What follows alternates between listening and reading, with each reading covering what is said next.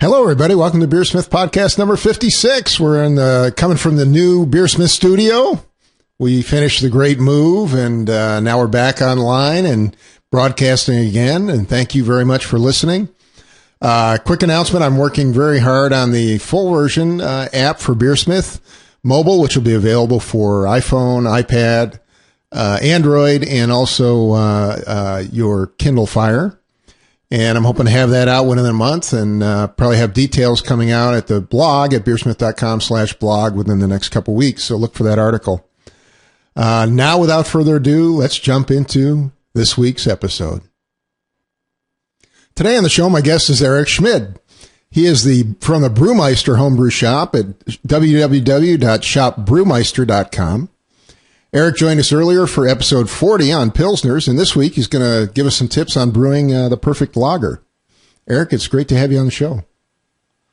Thanks. Great to be back, Brad. I appreciate it.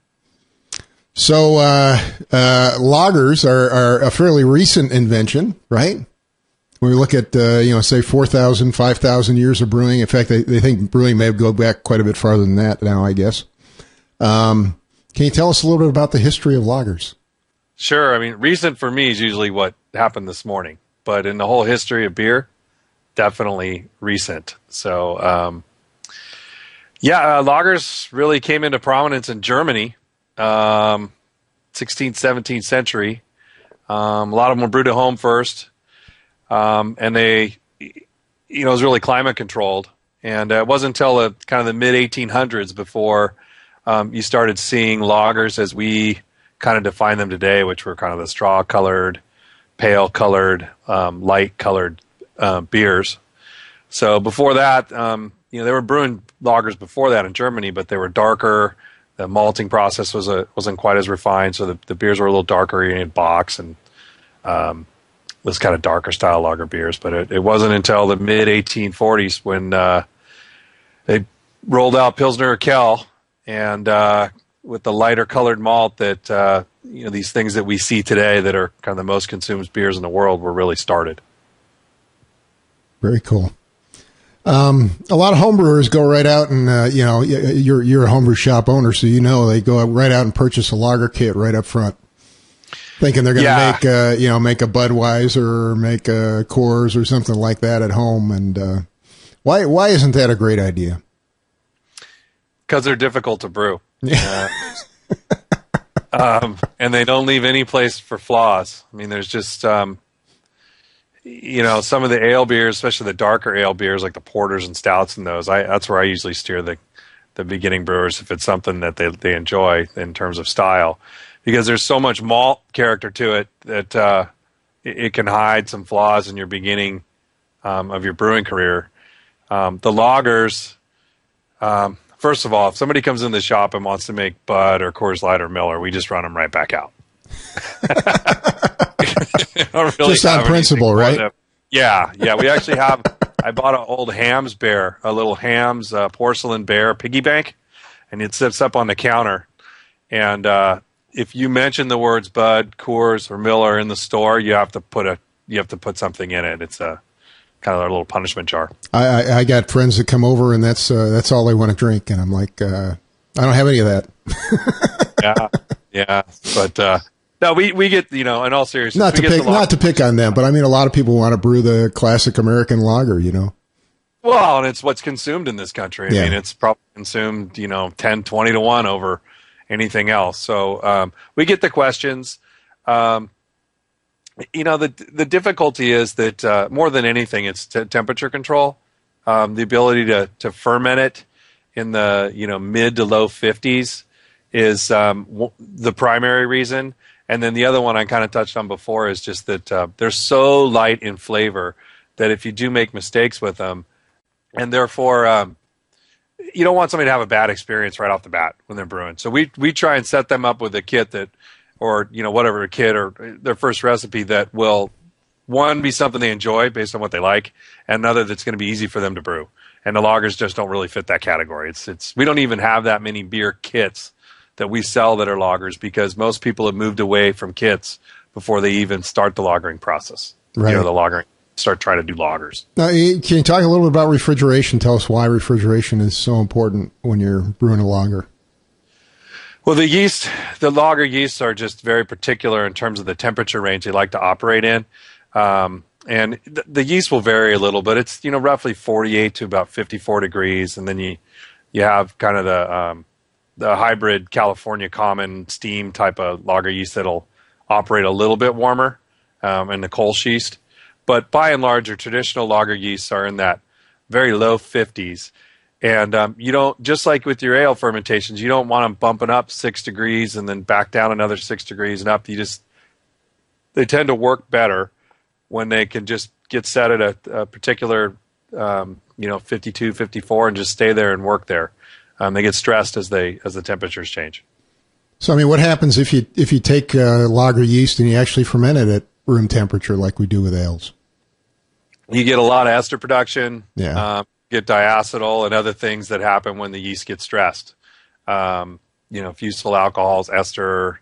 The beer just won't be what you expect. So, what are some of the flavors? Because I know a lot of people are trying to diagnose their beer, and what are you'll get sulfur. You'll get kind of hydrogen sulfide.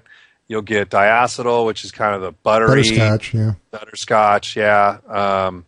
And you'll get them to the point that you can't fix them because it's just so apparent. And then ester is just kind of a sharp spiciness, which is okay in your ales and actually preferred in some ales.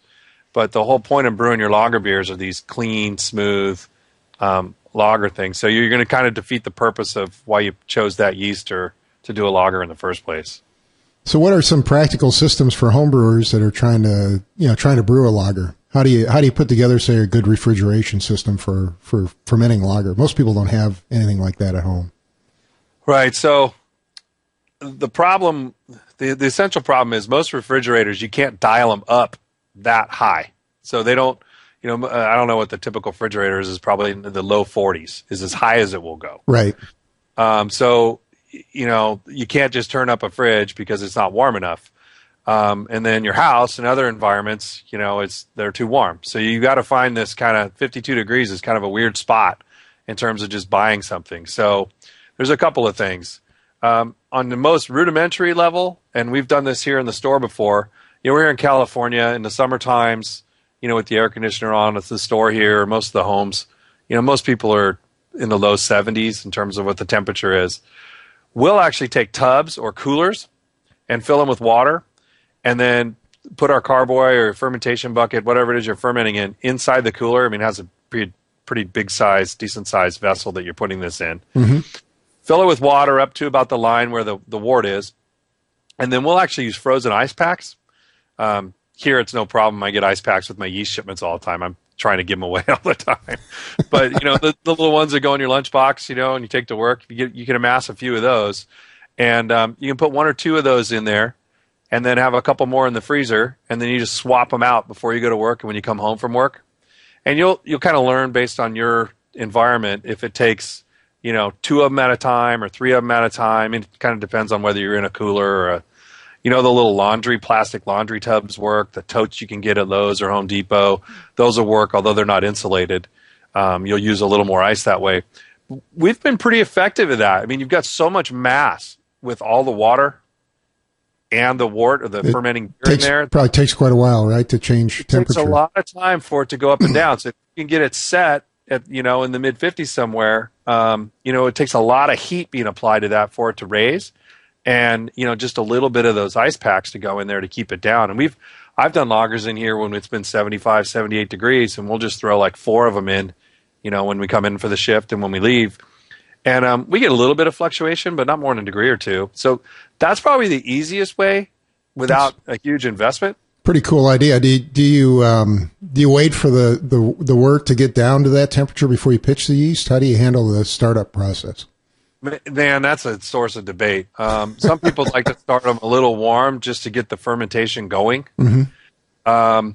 And the downside to that is that you might get a little ester production because you're fermenting a little above the yeast range. Mm-hmm. The benefit is that you get the fermentation started and you get the benefits of it not sitting there without it doing anything, of possible contamination and that kind of thing. I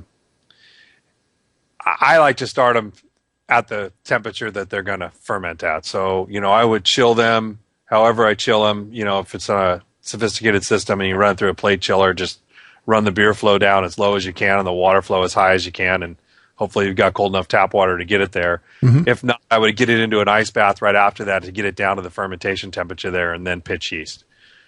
But I don't see any problem pitching in the low 60s and then putting it in there and letting it run down as well. But I do think you'll see a little increase in ester production if you do that. So what are some of the differences between lager and ale yeast? I know at one time they thought they were totally different strains, right? Yeah, and they call them top cropping for ale yeast and bottom fermenting for lager yeast. I mean, it really has to do with the amount of krausen you're going to get on top of the fermenting beer. I mean, the lager yeast, you just get barely a little teeny bit of foam on top. Really, it's the temperature ranges they operate in, and then because of that, the characteristics that they provide to your beers. Your traditional ale yeast, 68, 70 degrees for your American and British strains, and then some of the Belgian and wheat strains will actually tolerate a little higher than that and get some of their characteristics from fermenting in the low to mid 70s, and they'll create quite a bit of ester, which is part of the ale characteristic.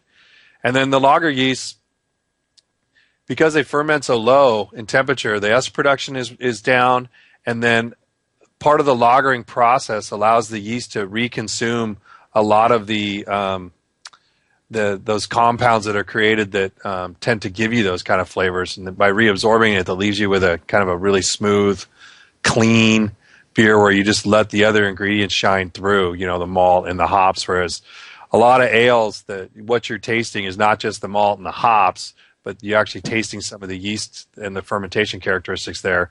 In the lagers, the whole idea is that the lager yeast doesn't really provide much in terms of the flavor. So let's talk about ingredients for a minute. I know a lot of the hops and lager hops and grains that we use in most lagers came from Central Europe, because that's where sort of the lager tradition originated. Can you talk for a minute about some of the ingredients you would use in a typical lager? Yeah, I mean, you can use a lot of different ingredients in lagers, but if you're talking about typical lagers or the kind of the lagers that emanated from there, it's Pilsner malt. That's and if you can buy imported Pilsner malt that's grown in those regions, it's very lightly kilned, so it doesn't have a lot of color to it. Mm-hmm. Used to be that it was a little higher in protein, but the malting process has got really good to where you don't need to put them through the protein rest like you did in the past to kind of have the protein enzymes do the work on the protein. Absolutely. And then the noble style hops, the Hallertau and Tettnanger, Spalt, Satz, those kind of hops that are low in bitterness but high in aroma, are the ones that you're going to find in those types of beers, because those are the flavors you get from those. They're those beers derived from that are kind of spicy and herbal. You're not getting a lot of citrus like you get in the IPAs in this country and that type of thing, but I would say that's typical of the Pilsner style beers. Right. There's a lot of other lagers that are made in that region or were made in that region that are different. Box, Doppelbox, Schwarzbiers, those things that have darker malts in them, but they still tend to use those noble hops. They're not really known for their bitterness. The hops are more there for some balance and flavor. So, what do you see in the typical German styles, though? You talk about Marzen or... What do I see in terms of ingredients? What kind of ingredient? Yeah. A little bit different, right? You're going to see some different malts other than just Pilsner malt. You're going to see some that are a little darker and a little toastier, like Vienna and Munich. Maybe some Cara Munich, that kind of thing, that start to round them out, give them that amber color, and give them a little more toastiness than just your kind of grassy and gold and straw-colored Pilsner-style beers. So can you talk for a minute about decoction mashing and what that is and how that plays a role in many of these? I know it's a fairly complicated topic, but it's not that complex. It's a source of debate. in my homebrew shops all the time. You'll get the brewers that start and they'll do their kit beers and the extracts and they'll move into all grain, and then some of them that have an interest in the German style beers, somewhere along the line will come across the whole decoction method, and then I just kind of cringe when they. I mean, most of us use a single infusion mash. I use a single infusion mash for probably 99% of my all grain beers, But yeah, but I think decoction, you got to try it at least once, right? Yeah, at least once. At most once, maybe. But the first thing I always tell them is, Well, why don't you describe what it is? Because I'm not sure everybody, may have done it. Yeah, I'll get there. So decoction mashing was something that back when these beers were first coming around, the malting process wasn't as refined as it is today. And so the kilning and the process the malt went through to make it available and useful for brewers, it didn't modify the malt like it is now. And so decoction mashing was a way for brewers to kind of finish off the malting process during the beginning of the brewing process. And wasn't it also a way to get by without thermometers, right? Yeah, because you can just boil. You just boil a certain amount, right? That's what I recall, anyways. Yeah. So essentially, you start your mash process by coming in at a much lower temperature. So typical decoction mashing, you're gonna have three steps to it.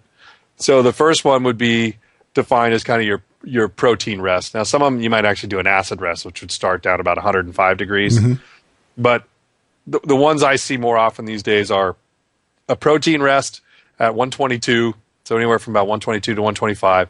So you'd heat your strike water, and then you would mash in and try and hit 125 for 20, 30 so kind of basically like an infusion step there, right? Like most people so it'd be use. like so it'd be, pretend like, forget the rest of it right now, but it'd be like a single infusion and trying to hit 122 to start. Right. And then you would let that rest for 20 minutes, half an hour. And then you would essentially take a third of the mash contents out. And one of the things that's kind of confusing, I think, for a lot of people when they read about this is some of them think you actually run just the wort out. But that's not the case. You're actually going to take the mash itself and pull it out, and take a third of it, put it in another pot. So do you take this is another point of debate, thickest part of the mash, thinnest part of the mash? I've heard people argue over that too. I haven't heard that argument. Oh, you haven't? Well, I just start digging into the top of the mash. Yeah, I don't know. Most people recommend taking some of the thicker part of the mash because you actually want some of that grain in there, I think. But well, yeah, I mean, you definitely want some grain in there. You get it too thick, and you got, we'll talk about this a little bit. You get the chance of burning it. It gets greater the thicker it is. So yeah, caramelize it. You take a third out, and you put it in a pot, and you turn on the heat, and you bring it to a boil. And this is where it really starts to look like oatmeal, but you've got to be stirring constantly because it'll fry on the bottom of the pan. And now you do want some of that caramelization that's going on. I mean, that's part of the reason we're doing the decoction is you get these melanoidin compounds that are created that provide color and flavor and some caramel type of flavors to it. And then once you get it to a boil, you're going to add it back to your original mash vessel, stir it in. The theory is you should be up in the low 140s now by adding a third of it back at that boiling temperature. Well, now you're at one of your sugar rests right there in the low 40s, and you're going to start doing your sugar conversion there. You're going to let it rest there for, and again, I'd have to go back to my notes here, but for a period of time, 30, 40 minutes, maybe an hour. Yeah. And then you're going to take a third out again and bring it to a boil the same way you just did. And again, you're going to get some more of that caramelization and melanoidin production, and then add it back after you've got it boiling. And again, you have to stir like crazy. And then you're going to bring it up into the kind of high 150s, which is the other end of your sugar enzyme rest. And then from there, you can run out. Some people might actually try and raise the temperature up again at mash out, just like you would on your infusion mashes. But that's kind of the step of decoction mashing. In the 1800s, this was the way you had to do this to get all the sugars out of the malt and actually, get efficient use of the malt. The argument today is that the malts are so well modified, you don't really need decoction mashing to do that, but you'll get a lot of argument that the melanoidin production in those things can't really be replicated with melanoidin malts and things like you can when it's actually caramelizing in the pot as you're doing the decoction. It adds some flavor or character to the beer, I guess, right? Right. And, out here in Sacramento, we've got the UC Davis here just down the road. And Charlie Bamforth, one of the professors out there. I had Charlie on the show several times. Yeah, I think he just wrote an article. I haven't read it yet I think it was called Why Decoction Mashing is Dead. And I think the whole premise was that the malts are so good these days that it's just not really necessary for the use that it was intended for at the beginning. So decoction mashing is great. I got to the point in my life with kids and work and everything else, I just didn't have 8 or 10 hours to spend to do it. It takes a lot more time, right? Right. But I do think you could taste the difference in some beers if you do one way and one the other, for sure. While a lot of lagers are brewed much the same way, I mean, most of us, like I said, use a single infusion and go through the same basic brewing process. They typically go through a more complicated fermentation process. Usually, several steps, several different temperatures. And I was wondering if you could walk through some of the stages, some of the steps there, and why you're doing them. Sure. I think first and foremost, lager yeast tends to take a long time to get started. So whatever you can do to try and jumpstart that process is great. I know a lot of sources say you pitch at a higher rate. You actually use a lot more yeast, up to twice as much, I guess, as you would with an ale, right? Right. So pitching rates, that's the first one I was going to say. Pitching rates is something of, I don't even think it's really debated. It's something where you're going to want to pitch, multiple vials, multiple smack packs, if you're going to do that, or grow your own starter up and pitch a lot of yeast. The other is air. You want to oxygenate well too. So that would be the first step. And what are some good ways to oxygenate? Well, you could do the shaking. If you don't have a real sophisticated way with, either pure O2 or an aquarium pump and a stone, you could, shake the carboy once you've got the, the wort in there. This is before you actually pitch the yeast, right? Right, before you pitch the yeast. This is right after you cool it down, right before you pitch the yeast. Right, Go ahead, I'm sorry. That's fine. And I've seen people pour it back and forth between a couple of buckets. That, to me, gets a little scary just because you could be contaminating there. Yeah. That kind of thing. But, the more sophisticated ways would be to use your stone and either your oxygen or some sort of pump to actually, pump some air into it. But those are important in your ales too. I mean, I think, cell count and that kind of thing and aeration are important in your ales, but they're more so in lagers because of the lag times. You're trying to keep the lag time down really low. And I think, and I touched on it earlier, I think some people will actually run the initial fermentation temperatures up a little to try and decrease the lag time too. Yeah. But I think you're going to get better results if you can keep the fermentation temperature down even at the beginning and just up your cell counts and really work on aeration. So that to me would be kind of your number one key. Number two thing about lagers is they take a while. Because of the lower temperatures, the yeast is kind of sluggish. So, it'll kick off, and depending on the strain, I mean, there's a lot of variables here, but, you're looking at 10, 14 days, maybe even longer. Just for the primary fermentation? Just for primary fermentation, yeah. And, a lot of ales will be done in 2 or 3 days. I mean, 5. So that 10 to 14 days, you're just keeping it at the recommended temperature for the yeast, right? Right. You're just keeping it at, some yeast will be 52, some will be 54, some might be 50. But, you look at the different strain to know what kind of the target temperature. Yeah, you'll find it on the yeast manufacturer page. They typically post a recommended range. Right. And so, that can take a little while. And, gravity readings are important and, watching the airlock and trying to determine when fermentation's done. But that you're going to notice right there that your length of, you may have spent 10 hours in your decoction. Well, you're going to have 2 more weeks here on your fermentation. So, I mean, that's just the primary fermentation. See, I mean, there's no big rush to pull it off the trube at the bottom like you do with an ale, right? No.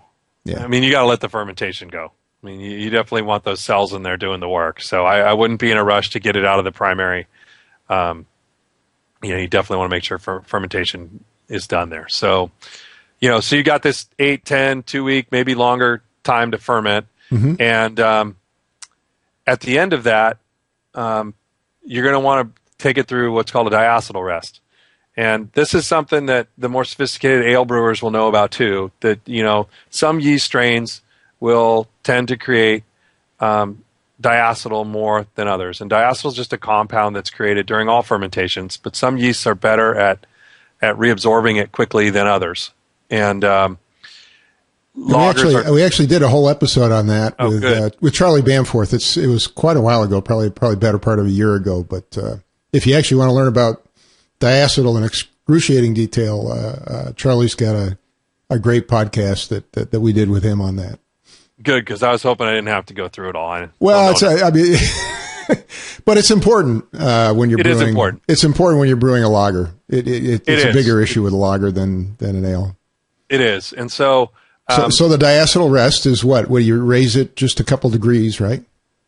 Yeah, you raise it a couple of degrees. If you ferment at 52 or 54, I'd raise it up into the high 50s, maybe low 60s. For some of the folks that have a little less sophisticated temperature control, I actually tell them just bring it in the house for a day or two. Let it warm all the way up into the 60s. It's probably not ideal, but it'll work. And the whole theory here is that the yeast will reconsume those compounds and get rid of them. If you just go ahead and crash the beer after fermentation, there's a good chance you're going to have some diacetyl in the finished beer, which you don't want. So how long does that rest take? A day or two. Day or two. Okay. Yeah, it's not very long. And then what? So from there, you start the lagering process, which is, cold storage. And, I try and run mine down as close to freezing as I can get it. So 34, 33 degrees. And what happens now is you're getting, the yeast is basically becoming, it doesn't have any more carbohydrate to use or to consume anymore. It's at a cold temperature. And so it becomes inactive and it'll start, falling out of solution, and it's going to pull things with it. You're going to get some of the mellow, harsh tannins and those things that have been created are going to get pulled out. And then you're going to get some of the proteins and stuff that are in the beer are going to fall out of solution at this point. And the yeast will continue to consume things because it doesn't have carbohydrate to eat anymore, and it'll actually reconsume some of the sulfurous compounds and those types of things. And that's really what the lagering period is for. It's just like this giant cleanup period for the beer. Trying to get down to that clean finish, right? Yeah, and it's a pretty common question. It's like, why in the heck do I have to let my beer sit here and do this? But I remember the first time I ever made a lager. This was, 18 years ago. And I want to make a Foster's clone. And I made it, was real meticulous with everything, and I let it do its primary fermentation. I didn't do a lot of research first. And I went about 2 weeks in the primary, and I took a sample, and it tasted what I think a match would taste like if you were to put it in, pre-lighting it and chew it. It's just like sulfur. Yeah. And I dumped it because I thought it was ruined. And had I known what I know now, it just needed to kind of go through the lagering process to clean itself up. Well, I had that next on my question. I assume that's the DMS, right? Yeah. Which is dimethyl sulfide. You get a lot of these off flavors that are generated by the yeast up front. How do you get rid of them? Time. And DMS is more of a malt thing. So DMS is something that's created if you're using under modified malt. I guess I'm thinking of the rotten egg flavor that you get off the right. Rotten egg is hydrogen sulfide gas. Hydrogen sulfide, okay. Right. DMS is from the cooked corn flavor. Cooked corn under modified malt. You're not letting it boil long enough and steam out of the thing. But yeah, H2S. And if you've made wine before, it's pretty typical in your wine fermentations to get kind of that rotten egg smell. And the yeast will actually, in the lagering process, reconsume that stuff and clean the beer up. And it's quite shocking, really, if you take a sample of it prior to lagering and after lagering to realize what it did, and you won't have the question anymore once you do it. How long do you lager? I mean, you talk about a fairly long period. Yeah, and I think the yeast strains will have something to say about that too. But I would say at least a month and a half, and if you could go 3 months, it'd be ideal. So I like to brew my my fall beers in the middle of the summer, so they're ready for the fall. So I mean, you're looking at 3-4 month process here, right? Yeah, now you know why nobody ever wants to brew these things. The homebrewers are the instant gratification guys in my, I start telling them this and they just kind of look at me cross-eyed and go, really? I'm not going to be able to drink this for, 3-4 months? Well, not if you want to enjoy it. And so, that's funny. So one concern, do you have to worry about the yeast dying off when it's at, near freezing all this time and now you want to go back and carbonate it? Yeah. Say if you want to bottle it, for example. Yeah, I normally advise folks to pitch a little bit of yeast at bottling time, just as an insurance policy, because nothing worse than that. You spend all this time and they don't carbonate. So, I've even advised people to use ale yeast to do the bottle conditioning too. Oh, really? It's because it's so easy. Yeah, I mean, there's just such a little amount of what's actually going on there. Yeah, you just really want enough fermentation for the carbonation to happen, but. I think having some of the dry lager yeast around or something like that to pitch it at bottle time is probably a good idea just for cost savings and storage and that kind of thing. But yeah, I mean, anytime you're letting it sit cold for that long and letting it all kind of flocculate out, you do run the risk of not having enough in suspension to do the work, at bottle time. So aging cures all ills, right? I guess. I don't feel any better. I'm aging. Yeah. Doesn't work that way with us, I don't think. No, I don't think so. Unlike say an English ale or something like that, most lagers are highly carbonated. Why is that? And what does that add to the flavor of the beer? I mean, a lot of them are even served in these tall glasses to enhance the carbonation. Well, I think there's a crispness that comes from carbonated beers, and the other thing is it helps push aromas up into your nose. I know like Pilsner beers, having them highly carbonated serves the same purpose it does in IPAs. And then they serve them in this tall Pilsner glass, like if you go to Germany or something, Right, and it just pushes those nice aromas right up into your nose.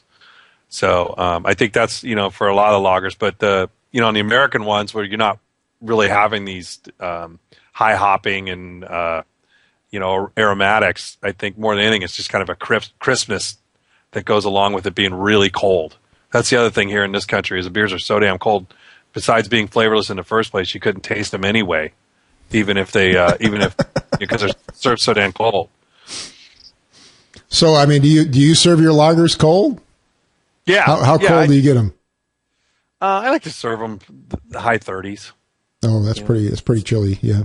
Yeah, 38, 40 degrees. That's about where your refrigerator's running. Your typical home refrigerator's running. So they warm up a little bit in the glass unless it's a frozen glass. But if they're too cold, just any beer too cold, your taste buds don't really taste it because you just numb them.